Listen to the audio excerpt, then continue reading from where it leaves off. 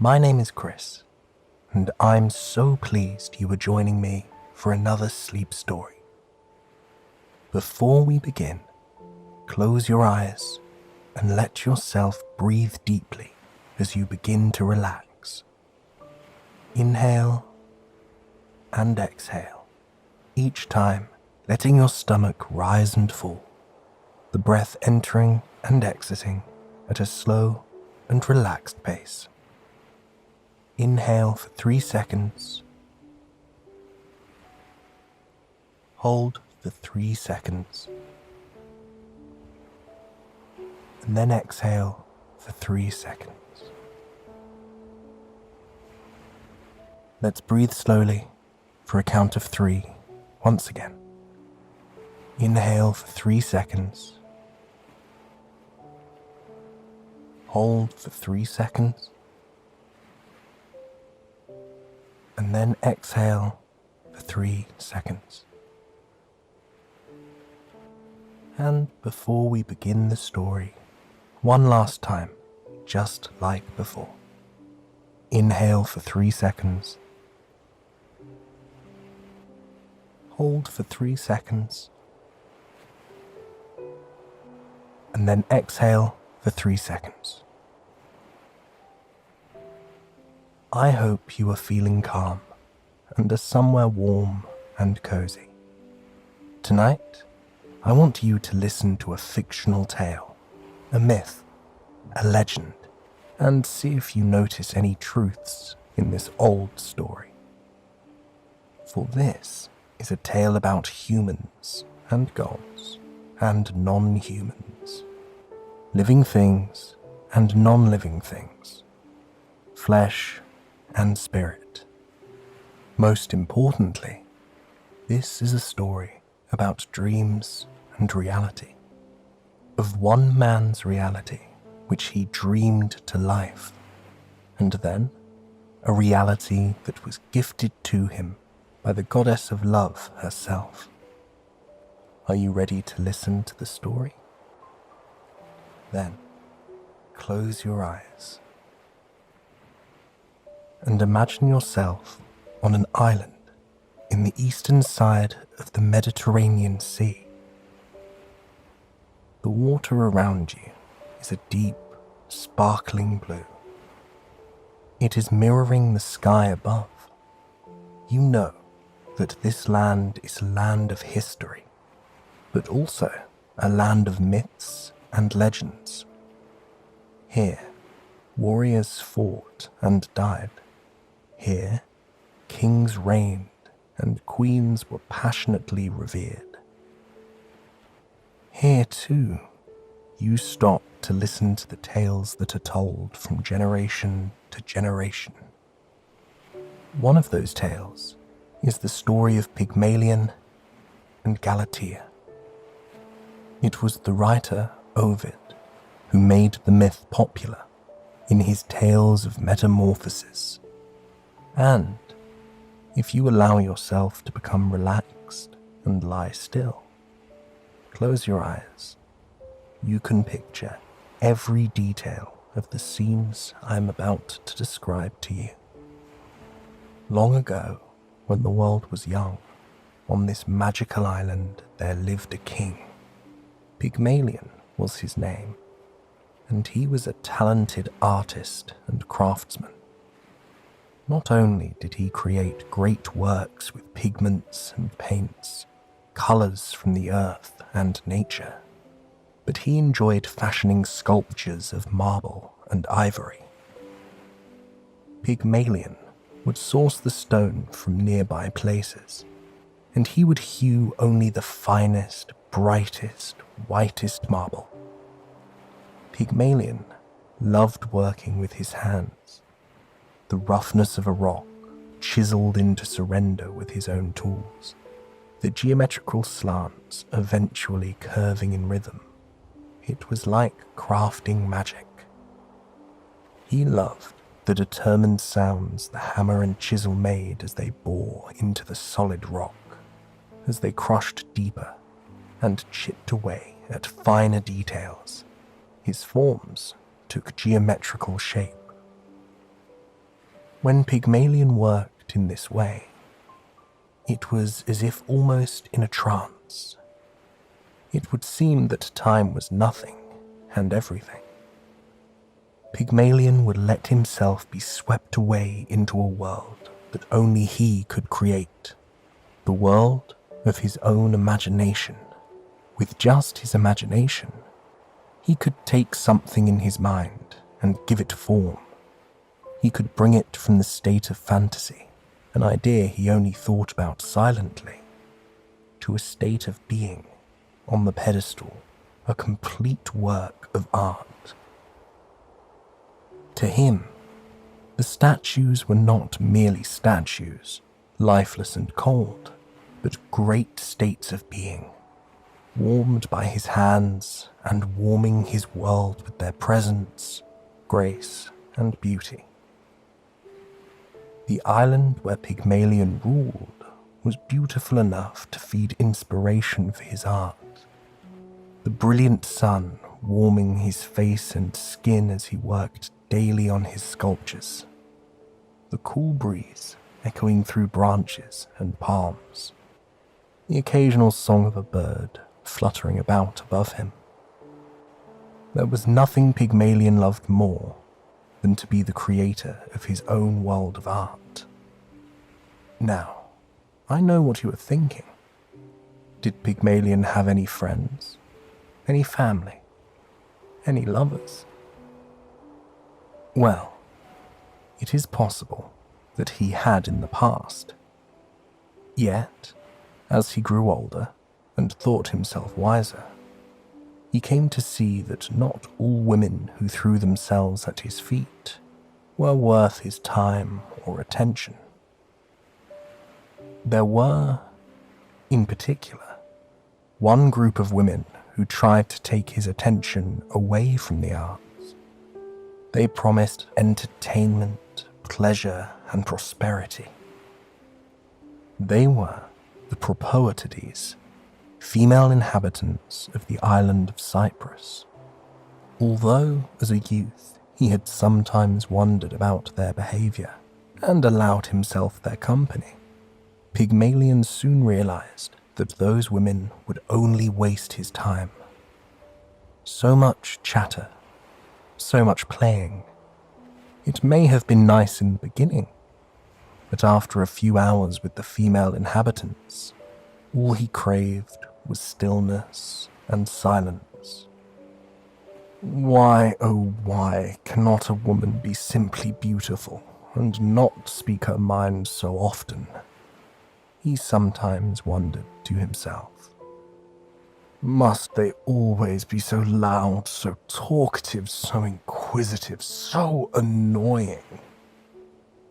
Still, he could not deny the beauty, no, the perfection of the female form. He could not deny that looking upon the curves and shapes and supple, tender skin of a woman made him feel as if he were in the presence of an energy greater than himself. Art was life, indeed, and when the women came to him, he felt that he had never seen a more beautiful, perfect, spotless work of art. Here, then, was a problem. He admired women, but did not need their reality in his life. He did not need to seek out a wife. He could feed and clothe himself. He had enough riches, and he did not see why other men let themselves become enslaved to what he liked to call desires of the flesh. Oh no, Pygmalion was far above that, or so he reckoned. He had only desires of the soul, to create great art, to be surrounded by his art, to live with his art, day after day after day. Oh, and after all, no woman is entirely flawless. Pygmalion comforted himself. Every woman I have met at least has one faulty thing about her body that makes her imperfect. On the whole, the female creatures are a work of art, yes. But in truth, I have not found any that are without one tiny flaw.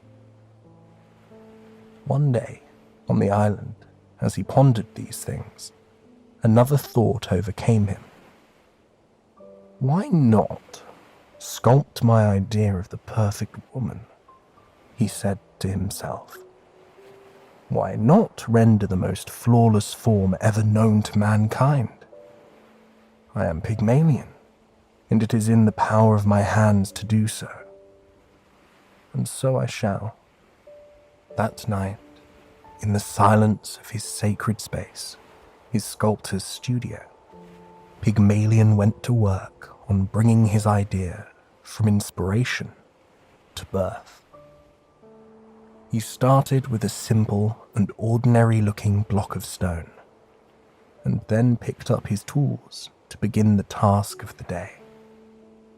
Pygmalion loved being in control of his tools. He loved knowing the outcome of his creative work. Whereas in real life, there were no guarantees. With his designs, he could fashion something that was unmistakably real. He started with a simple and ordinary-looking block of stone, and then picked up his tools to begin the task of the day. Pygmalion loved being in control of his tools. He loved knowing the outcome of his creative work. Whereas in real life, there were no guarantees. With his designs, he could fashion something that was unmistakably real in his mind, in his studio, and also in his hands. Pygmalion thought about these things as his fingers traced the stone and marked where he should begin to carve it. He would fashion the perfect woman, he told himself. She would be of unparalleled beauty, and none of the human women, none of the goddesses, none of the female creatures could ever rival her in his world. And so it was that Pygmalion carved exactly what he wished for. Every part of her form adhered to the geometrical perfection of the female body.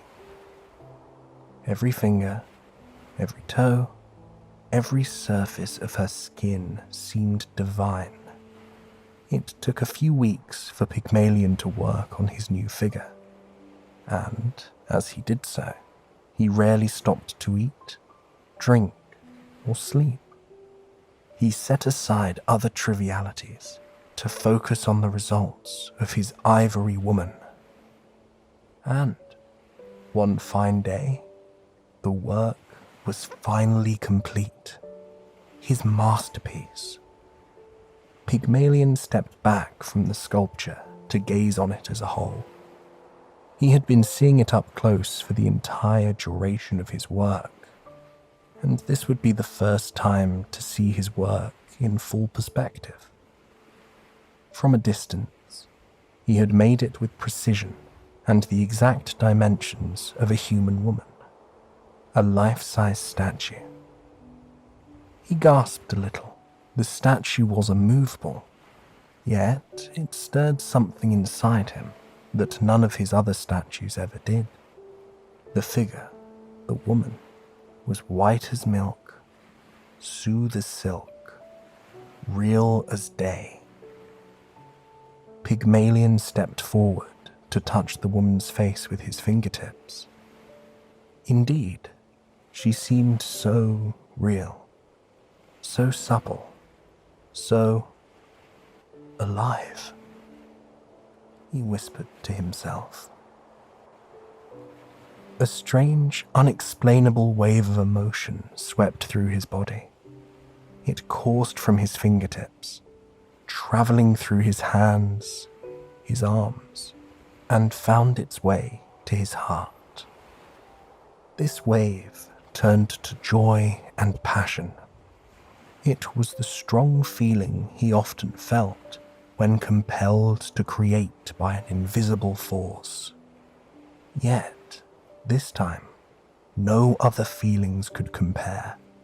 He felt as powerful as a god who could create a form and give it life.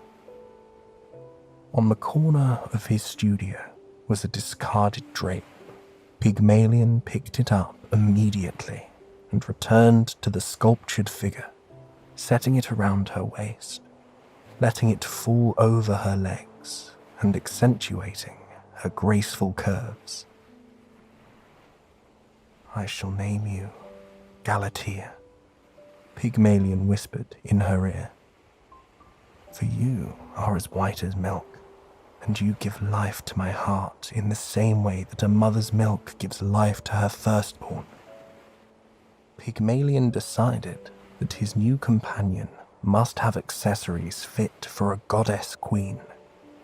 He went to his chambers and found a dazzling necklace of precious stones, gifted to him by his mother. "For your future bride," his mother had once told him. "Galatea is my future bride," he said to himself, and then returned to the sculpture, bearing the precious ornament. He fit it around her slender neck and watched as the stones hung perfectly between her bosoms. He was a man obsessed. What was this strange spell Pygmalion had fallen into? What were these feelings he was now experiencing? At first, he thought he was in control. Yet now, oh how powerless he felt when in Galatea's presence. Every night and every day, he stayed in his art studio, lingering under this spell, not wishing to be drawn away from it. He could not eat or sleep or speak with any other person. During these days and nights, he sank deeper into a strange darkness. What he first felt as passion and joy turned to overwhelming sorrow and depression. For he was in love with a stone. He, the great king and artist Pygmalion, had outdone himself. He had conceived the inconceivable. He had crafted perfection. He had styled the woman of his dreams. And yet, this was not enough. He was no longer satisfied. The emptiness in his life soon became apparent. The hunger in his heart grew and could not be satiated. The bottomless pit of unfulfilled desire raged like a whirlwind in his mind. Peace would not come. Pygmalion wanted nothing more than to wish this statue to life. He desired to see her not as a lifeless, immovable art form, but a real, alive, and breathing woman. Was it possible, he wondered? Was there some secret magical potion which permitted the dead to resurrect? Was there anything he could do or say, some mantra he might learn that would rouse this sleeping stone and bring his dear, sweet Galatea to life? There is something, he realized one day. The feast of Aphrodite is approaching. Aphrodite, as I am sure you remember, was the goddess of love, beautiful, revered, renowned in all the land, worshipped in all the land, and across the heavens, born from sea foam and washed ashore on the island of Cyprus. She ruled over fertility, love, and beauty. Aphrodite was considered a queen, for she had initiated many unions of both gods and goddesses, and had affixed marriages between mortals and immortals. The Queen of Love could cause even the hardest of hearts to beat in desire. She could cast her spell of passion over the most bitter of human beings and make them believe in love again. And it was believed that if ever Aphrodite brought together two separate entities in the name of love, their destiny was forever sealed. Nothing, not even death, could destroy their union. Yes, thought Pygmalion, surely Aphrodite can awaken my sleeping Galatea. He decided to attend the upcoming celebrations, and there, to petition the goddess of love to grant him one wish, to turn his work of art into a real woman, a breathing, living woman. Pygmalion travelled to the festival of Aphrodite to offer the goddess a prayer, a wish. Smoke from adorned altars rose high in the sky, tinged with tears and prayers of all who had come to seek favour with the goddess of love. Incense burned, their odorous flavours penetrating the air. Maidens danced on grassy grounds. Pygmalion walked hesitantly upon these sacred temple passageways.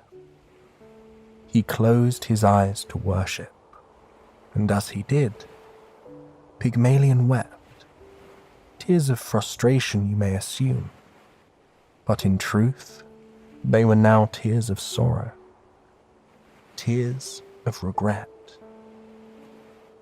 For in this moment, Pygmalion thought about all the other opportunities he had been given to experience love and passion. He remembered all the maidens he had shunned with his haughty attitude. He recalled all the times he told himself that he did not need a woman to love him. And, in his mind, he chastised himself for such arrogance and ignorance.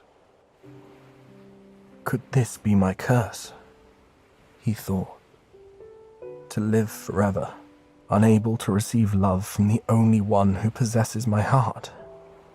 Is this my fate? To suffer the agony of love which can never be reciprocated? Is this my punishment?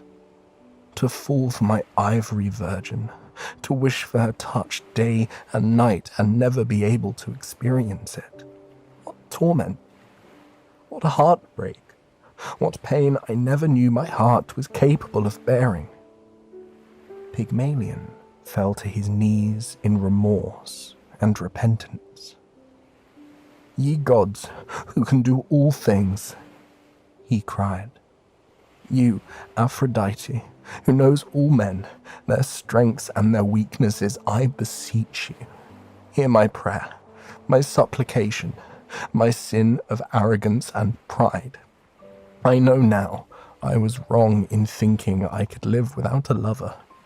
Accept my repentant heart, for now I know. What is existence without joy? What is nature without grace and beauty? What is art without meaning? What is life without love? And I, who am I without the woman of my dreams, my Galatea? I am merely a man, a wretched man, a starving man. I am nothing. As Pygmalion spoke weakly, the words he whispered travelled up on climbing pillars of incense smoke. They rose in the atmosphere, passing branches of trees, winding up cliffs, passages, and pathways, until they reached the highest peaks of Mount Olympus. There, where all the tears of prayers had gathered, they touched the holy realm of Aphrodite's world. I find myself now in love with a work of art from my very own hands. a stone which cannot see or speak or hear, but to me, she is everything. She is life and joy, even though she seems lifeless and soulless. To me, she is fairer than 1,000 maidens, and I would give anything to have her as a living, breathing companion. Now, the tears of worshippers, if their journeys had truly begun in one's heart, travelled until they reached the ears of immortal deities. The goddess of love looked down from her throne and noticed the man on his knees. Her attention turned to curiosity, and she longed to understand. That night, when Pygmalion had gone home, the goddess Aphrodite followed his path to his town and further still into his studio. She wanted to see for herself what this work of art was that he spoke of. What could compel a man to such sorrow? What sort of love was this, she wondered. When she beheld the work of the sculpture, she saw that the face resembled her own.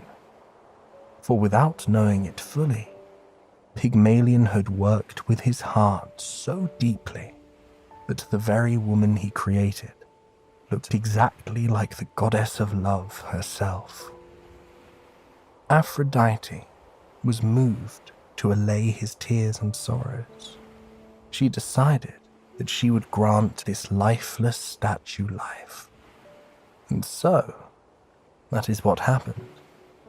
When Pygmalion came to his Galatea in the morning, he approached her carefully. And, as he did so, she seemed to blink and smile at him. At first, he thought his eyes were deceiving him. His dreams of love and life with his statue were beginning to overcome and overwhelm his mind. He placed one hand on her shoulder to steady himself.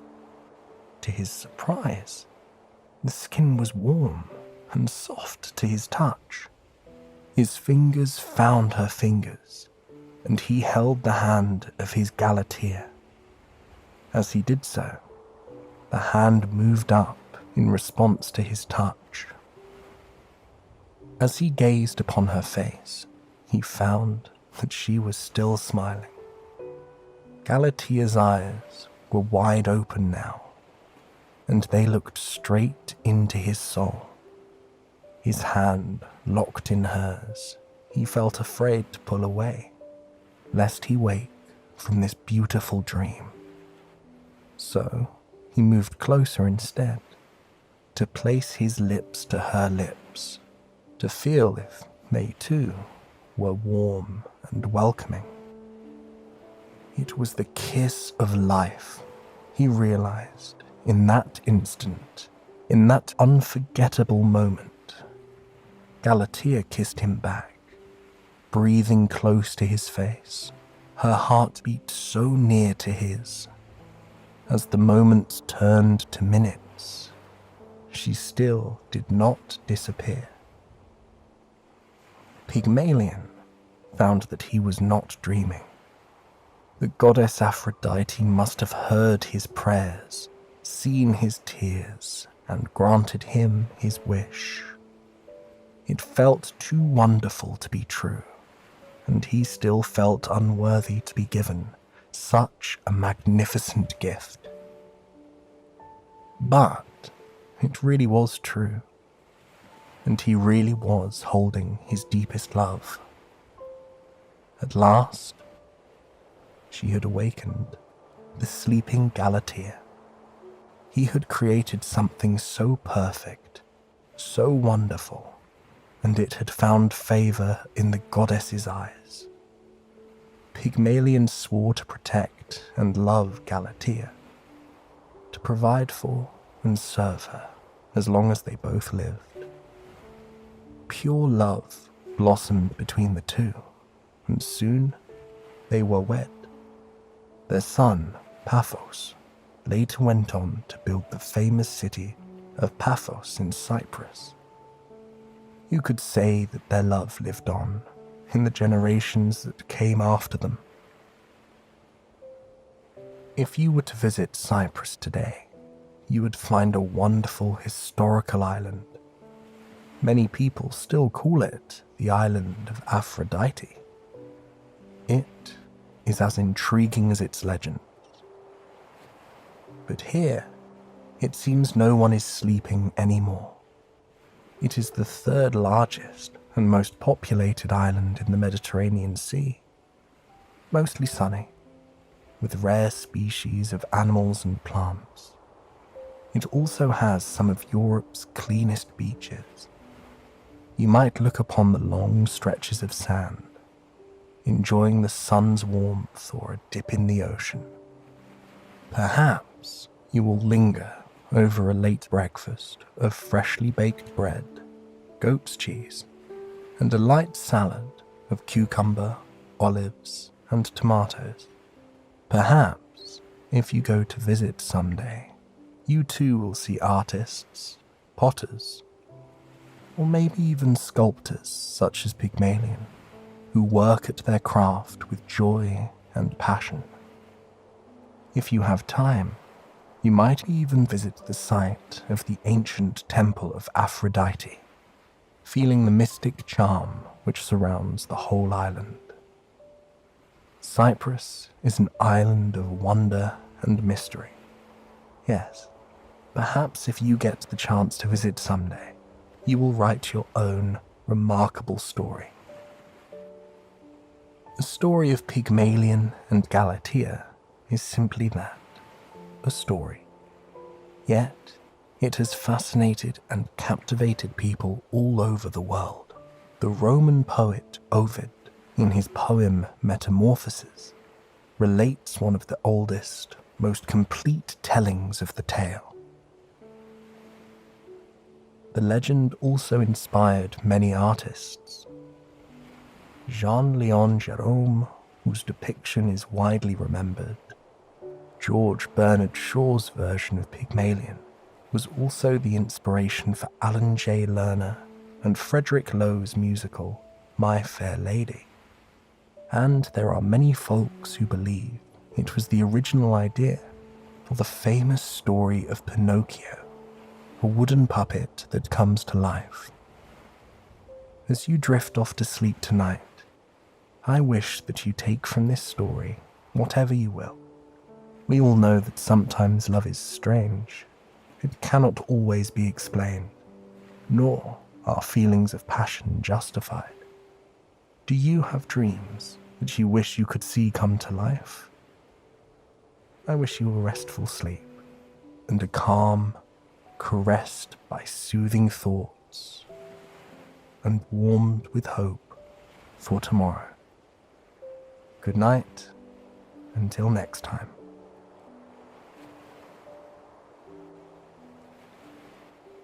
Hello, and welcome to Soothing Pod. I am Chris, and today I would like you to be my fellow traveller on our shared journey to faraway lands and times. Tonight, I will be your guide as we travel to the wonderful world of ancient Greece to hear the myth of Cupid and Psyche. Before our story begins, let's take a moment to feel wonder and awe at being here in this moment. Take a few seconds to calm your breathing. Allow your body to sink deeply into your mattress. And as you lie down, lay any burdens aside.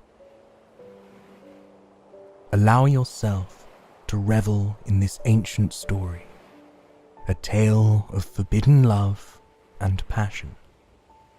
Are you ready? Let's begin. Once upon a time, when the world was very young, when gods and goddesses gifted the planet with immeasurable treasures, there was a great kingdom, and it was in this kingdom that a king and queen ruled with wisdom and care. To this king and queen, 3 daughters were born, and although they were all lovely, charming, and very pleasing to the eye, only the youngest, the 3rd princess, possessed unearthly and unmatched beauty. Her name was Psyche, and as Psyche grew older, so did her grace, loveliness, and beauty. Those who wrote of her said that the poverty of language could not express its due praise. The fame of Psyche's beauty soon spread far and wide. Her name and appearance soon became so legendary that travelers journeyed a great distance just to see her for themselves. All men soon heard of Psyche and began to leave their usual worshipping at the altar of the goddess Venus, and devoted their attention and praise to Psyche instead. Now, you can imagine the fury that overcame the goddess Venus. The people in the streets below were chanting another's name, and whispering of this virgin's beauty and grace instead. What made Venus even more offended was that Psyche was a mere mortal. "How is it that a mortal girl outshines me?" she cried. "I guarantee that she shall not so quietly usurp my honors. I will give her a reason to be sorry she was born so beautiful." Now, Venus had a son named Cupid. He was a mischievous lad, with wings to fly, a bow and arrows, and nerves to make the best of mothers, always on edge. Yet, the goddess Venus assumed her plan was clever. "Look upon this hideous mortal girl," she called to her son, "and revenge your mother. Use your arrows to infuse in her feelings of passion for some equally hideous creature. Find someone low, mean, and unworthy, my son. Honor the gods, and let her reap a mortification fit for such a lowly human being." Cupid, eager to please and obey his mother, promised to carry out her commands. From his mother's magic fountains, he filled 2 amber vases, one with sweet potion, and the other vial with the bitter waters. Carrying them atop his quiver, he flew to Psyche's chambers and found her fast asleep. Her body lay serenely draped over her bed. Her long, flowing locks seemed as if they were made of gold. Her lips, closed in slumber, were as full as a rose in bloom on the most beautiful spring day. Her bosoms as supple and tender as if they had never been kissed before. Cupid moved closer to drop some of the bitter fountain's water onto her waiting lips. But, as he moved near, the point of his arrow nudged her side. Psyche awoke at the touch of his arrow. She stirred, and eyelids lifted. At the sight of her starry almond eyes beneath, Cupid startled himself. He clumsily pierced his own skin with the arrow. As for Psyche, she could not see the young god who remained invisible. She turned over in her half-woken state, stretched a little, and smiled to herself, still lost in the haze of a midsummer's dream. Cupid now felt sorry for wanting to cause her mischief. To repent of his ways, he decided to instead pour the balmy drops of sweet water over all her silken hair. As time passed, Psyche's 2 sisters were wed to 2 royal princes. and though all men still remained in awe of the youngest sister's beauty, none dared ask her hand in marriage, lest they reap the wrath of the goddess Venus. It seemed as if the young woman would never find true love.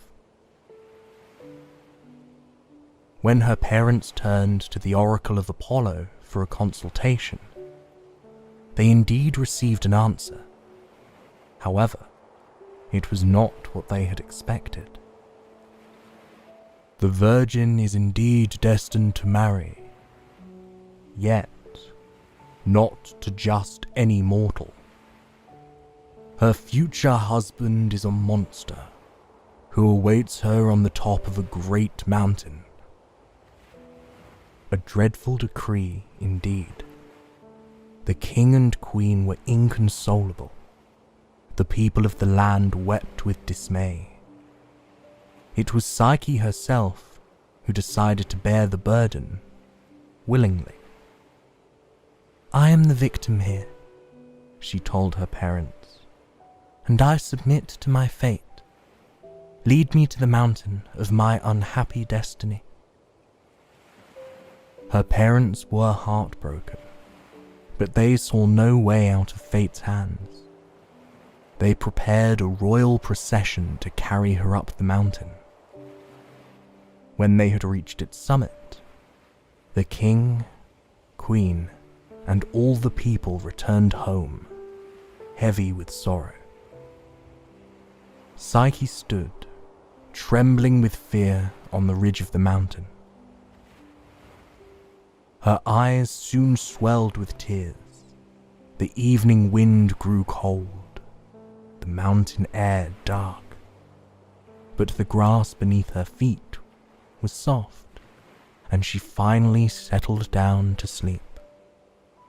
When she awoke, Psyche found herself in the most beautiful grove, with tall cedar trees and crystal water nearby.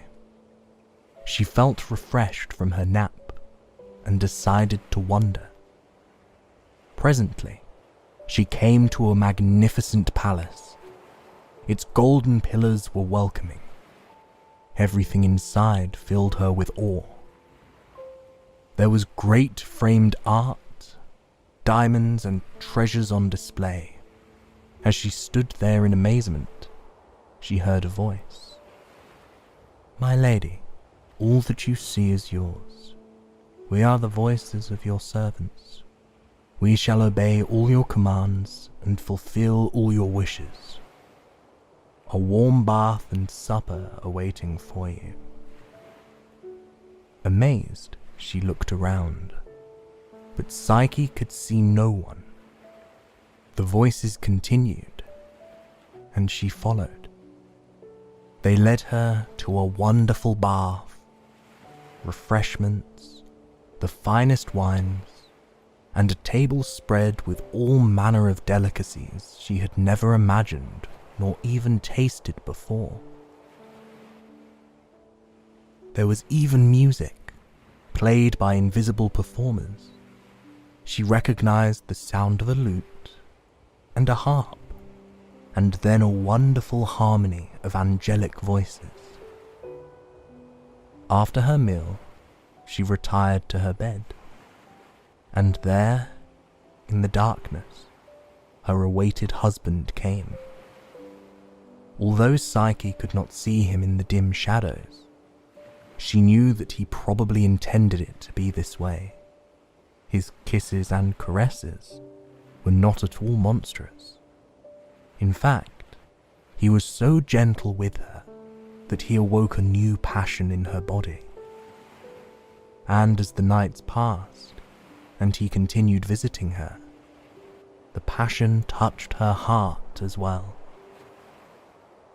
Each night, she softly asked if he would let her behold his face. And every night, his answer was the same. "Why do you wish to look upon me? Do you doubt of my love? Have I ever left you unsatisfied, or any of your other wishes unfulfilled? I ask you to not wish to see my face. All I ask of you is to love me." For many months, Psyche was content to be in this place. She looked forward to her husband's visits, and though he never showed his face to her, she did not wish to anger him. After all, he had given her all his love and taken care of her in this mountain palace. The only thing that made her sad was missing her parents and her sisters. She imagined that they must have thought the worst had happened to her, and she wished to tell them how this god, whom the oracle called a monster, was, in fact, the kindest being she had ever known.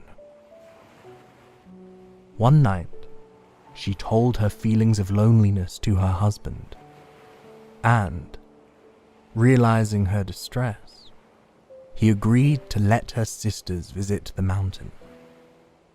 Psyche was glad that he consented to their company. She was overjoyed to see her sisters once again. She was also eager to show them all the treats she had been given in the palace. The warm, refreshing, soothing baths, the music that lulled her every day and every night, the flowers and treasures, the nourishing food. She wanted to share all these pleasures with them. The sisters enjoyed all that Psyche showed and shared with them. But soon, their hearts grew envious of what seemed like a wonderful existence. They began to taunt her and ask where her husband was, and to describe his features. "He is beautiful and young," Psyche told them, "but he is always away hunting." "Could it be that you have actually never seen your husband?" the sisters said, knowing full well that the oracle had destined her to live with a hideous monster. "Do you know what people tell us in the valley?" they taunted. "People say that your husband is a terrible serpent, a monstrous beast with poisonous fangs. They say he only gives you all these pleasures and feeds you well because he is fattening you for the kill." Psyche did not want to believe her sisters. She had no intentions of ever thinking ill of her husband. After all, had he not granted her nearly every desire? But they were her sisters, and they must have her best intentions in mind, she told herself. "You must be level-headed, sister," the others said.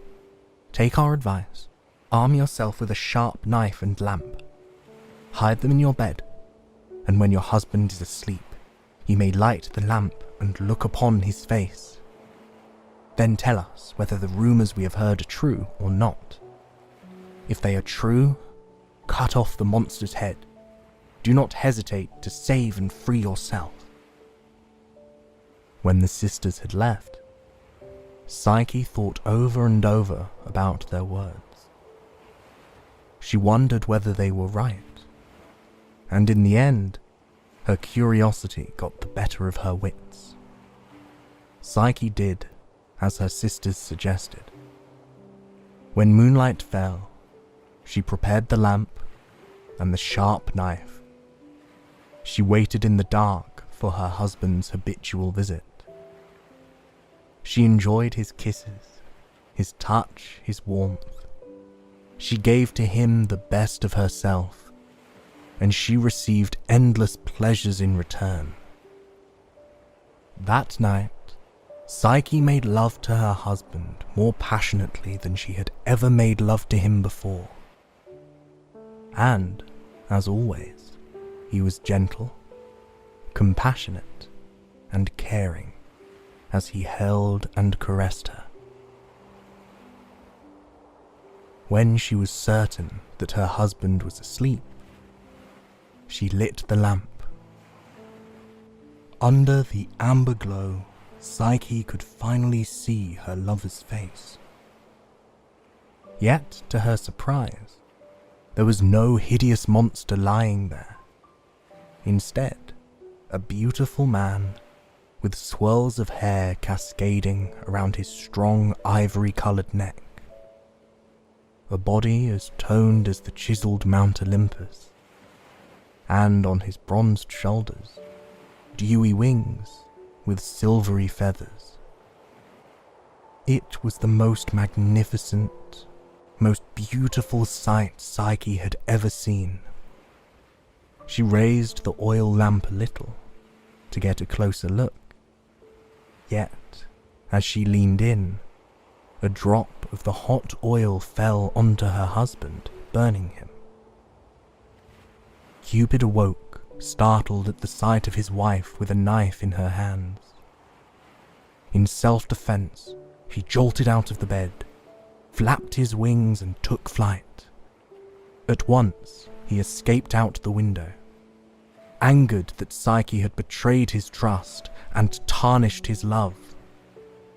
When Psyche realized that he was not a hideous monster, but instead a beautiful deity, she attempted to follow him.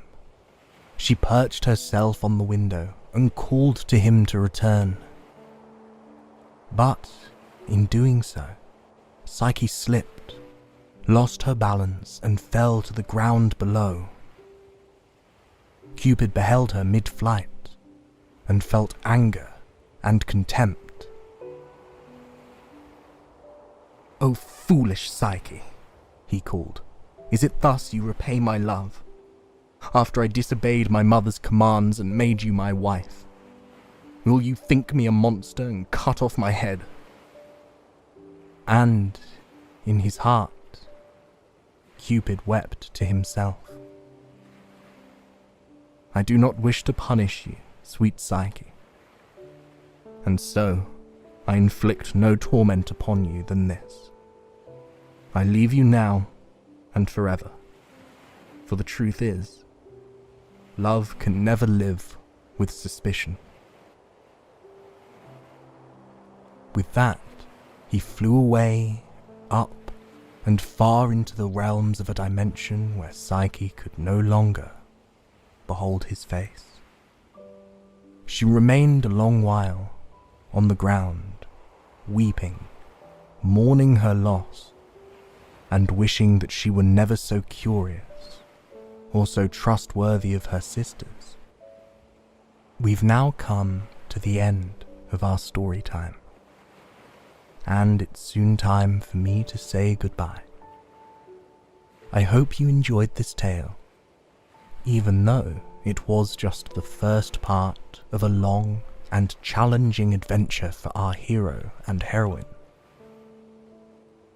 The rest of the myth of Cupid and Psyche tells how the woman devoted her existence to pursuing her one true love. She is a mere human, fated to love a god. Cupid is one well out of her reach, and whom she had access to, but, out of the selfishness of her sisters, succumbed to a much greater loss.